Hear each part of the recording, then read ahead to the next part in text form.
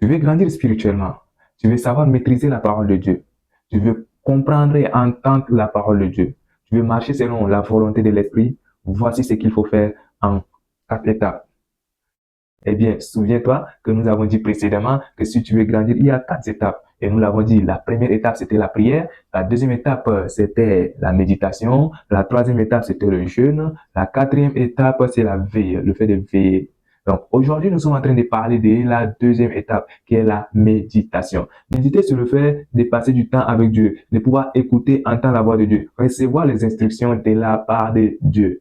Ces instructions peuvent être bonnes, tout comme contraignantes. Quand je dis bonnes, c'est-à-dire ça peut être des paroles de prophétie, ça peut être des paroles de réconfort, ça peut être des paroles d'encouragement, mais ça peut être aussi des instructions rudes, des sanctions terribles, des paroles qui te poussent à poser des actes que tu n'aimerais pas du tout poser. Comme par exemple, pardonnez vos ennemis, saluez-les, aimez-les, faites du bien autour de vous. Ce sont des choses que l'être humain elle ne le fait pas aussi facilement. Alors, bien aimé, lorsque tu veux méditer, la première des choses, c'est pouvoir disposer ton cœur par la prière. Prie, demande au Saint-Esprit de prendre le contrôle de tes pensées. Demande au Saint-Esprit de te guider dans la méditation. Demande au Saint-Esprit d'être l'instructeur, d'être celui-là qui va te parler au travers de la parole de Dieu. Et en ne connais pas le Saint-Esprit, je ferai bientôt une autre vidéo qui va te permettre de comprendre qui est le Saint-Esprit. Revenons à présent sur notre point concernant la méditation. Donc, je disais tantôt, il faut que tu médites. Lorsque tu médites, avant de pouvoir méditer, il faut que tu pries. En priant, tu recommences cette atmosphère, c'est entre les mains de Dieu. Dans ta prière, il est important de préciser que l'Éternel, que Dieu est loin de toi pendant ce temps, toute forme de distraction. Toute forme de distraction, dans la mesure du possible, éteins ton téléphone. Dans la mesure du possible, mets en mode avion. Dans la mesure du possible, utilise la Bible physique. Utilise la Bible physique dans la mesure du possible. Et éloigne-toi de tout environnement où il y a le bruit. Concentre-toi parce qu'en cet instant-là, Dieu veut te parler. Rappelle-toi, je l'ai bien dit, que la méditation, c'est le fait de pouvoir communiquer avec Dieu, c'est le fait de pouvoir entendre Dieu. Parce que dans la méditation, tu pries et tu médites, tu pries et tu médites. Donc, tu parles à Dieu et tu entends Dieu en retour également. Donc, tu dois être dans un environnement moins agité, un environnement calme pour pouvoir écouter la parole de Dieu. Ça, c'était la première étape pour méditer efficacement afin de pouvoir grandir spirituellement.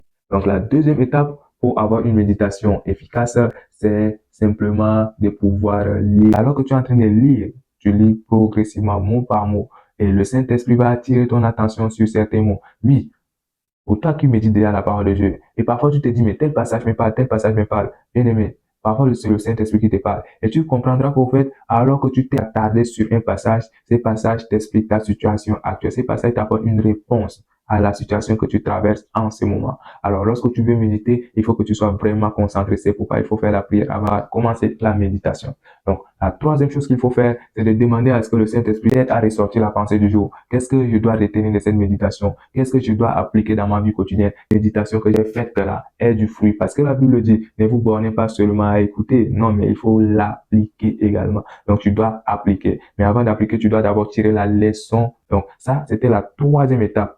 La quatrième étape, c'est de passer à l'action. Passer à l'action revient simplement à dire que tu dois appliquer ce que tu as vu. Si la Bible dit que aimez vos prochains comme vous-même, tu dois aimer tes prochains comme toi-même. Parce que n'oublie pas, tu as appris récemment que le Seigneur te donne la force de pouvoir l'appliquer. Alors cette fois-ci, toi aussi, tu dois te lever et de pouvoir aller appliquer cela. Au moins appliquer cela. Donc, voici les 4 étapes que nous avons déroulées ensemble. Je le rappelle. Premièrement, lorsque tu veux méditer, il faut que d'abord, que tu pries. D'accord. Deuxièmement, alors que tu es en train de méditer, il faut que tu lises progressivement, tu lises plusieurs fois les passages afin de pouvoir comprendre ce que ça veut dire. Lorsque tu ne comprends pas, tu peux faire des recherches. Il y a ce qu'on appelle les concordances bibliques. Tu peux utiliser les concordances bibliques pour les faire. Troisième étape, tu dois tirer la leçon, demander quelle est la leçon à retenir de ce temps de méditation, bien aimé, afin de pouvoir l'appliquer. Donc, quatrième étape, c'est de pouvoir demander la force au Saint-Esprit de t'aider à appliquer ce que tu as médité. En faisant cela, tu vas au fil des mois, au fil des jours, que ta situation spirituelle change considérablement. Tu vas constater que ton entourage ne te regarde plus comme avant. Tu vas constater que toi-même, tu es différent, tu n'es plus la même personne. Alors, bien aimé, je t'encourage vraiment à méditer et à ne jamais relâcher.